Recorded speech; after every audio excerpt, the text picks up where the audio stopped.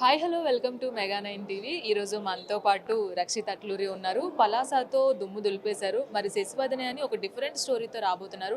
మరి స్టోరీ ఎలా ఉండబోతుంది, అందులో రక్షిత్ క్యారెక్టర్ ఏ విధంగా ఉండబోతుంది, ఇవన్నీ కూడా అడిగి తెలుసుకుందాం. హాయ్ రక్షిత్. హాయ్ అండి.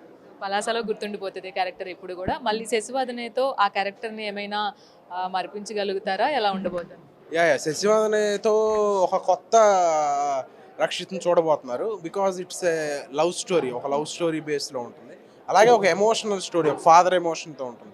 సో పలాసాకి దీనికి అసలు ఏం సంబంధం ఉండదు. ఒక కొత్త రకంగా చూస్తారు.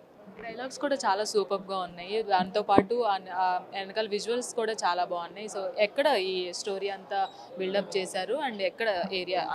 షూట్ అంతా అమలాపురంలో జరిగిందండి. ప్రాపర్ అమలాపురంలో కొబ్బరి చెట్లు, పొలాలు వీటి మధ్యలో జరిగింది. చాలా బ్రహ్మాండంగా వచ్చినాయి విజువల్స్. అట్లాగే డైలాగ్స్ కూడా చాలా ఎంజాయ్ చేస్తారు. You are from Vijayawada.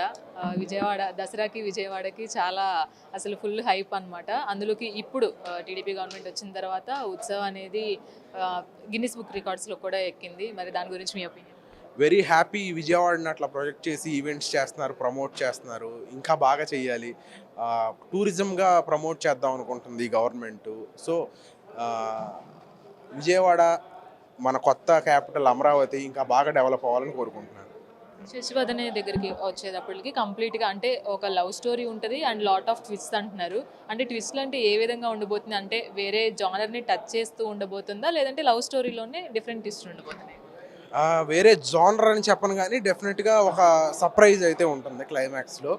అది ఏంటి అనేది మీరు థియేటర్లోనే చూడాలి. ఏదో ట్విస్ట్ కోసం ట్విస్ట్ అన్నట్టు రాదు. ఓ ఇది జరిగిందా, ఇలా జరిగిందా అన్నట్టుగా ఉంటుంది.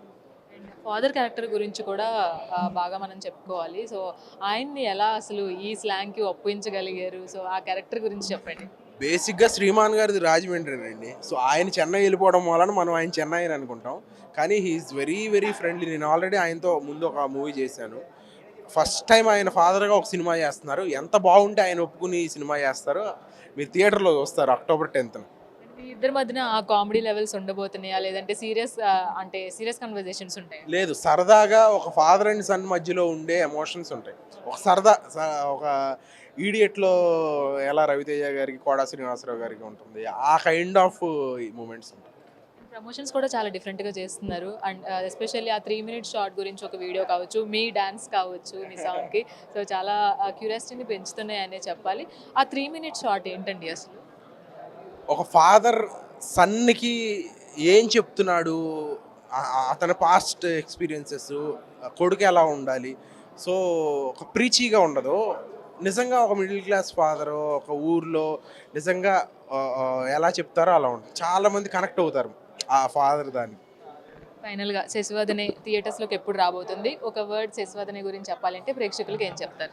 అక్టోబర్ 10th రాబోతుంది. అక్టోబర్ 10th అందరూ థియేటర్కి వెళ్ళి సినిమా చూడండి. మీరు ఎవరో డిసప్పాయింట్ అవ్వరు. బ్రహ్మాండమైన సినిమా మీ ముందుకు తీసుకొస్తున్నాం. Thank you. సో చూసారు కదా, అక్టోబర్ 10న 'శశివదనే' థియేటర్స్‌లోకి రాబోతుంది. ఖచ్చితంగా ఒక ఫీల్ గుడ్ లవ్ స్టోరీగా రాబోతుంది. అలాగే ఫాదర్ ఎమోషన్స్ కావచ్చు, అలాగే లవ్ స్టోరీ కావచ్చు, విత్ లాట్ ఆఫ్ ట్విస్ట్స్ ఉండబోతున్నాయి అని కూడా రక్షిత్ అట్లూరి చెప్తున్నారు.